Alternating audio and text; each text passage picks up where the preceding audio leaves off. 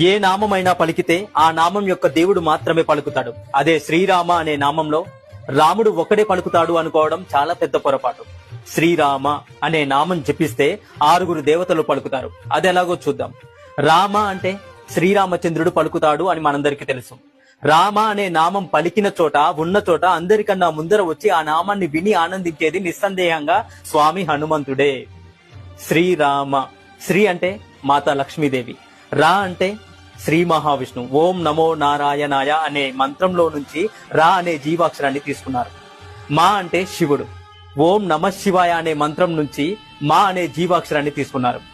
శివుడు హనుమంతుడి రూపంలో ఈ భూలోకానికి రాముడికి సేవ చేయడం కోసం వస్తున్నప్పుడు మాతా పార్వతీదేవి నాకు కూడా ఆ అదృష్టం కావాలి అని అడిగిందట. అప్పుడు శివుడు ఇలా అన్నాడట, ఈ అవతారంలో హనుమంతుడు బ్రహ్మచర్యాన్ని పఠిస్తాడు కాబట్టి నిన్ను తీసుకువెళ్లడం కుదరదు దేవి పార్వతి అని అన్నాడు మహాదేవుడు.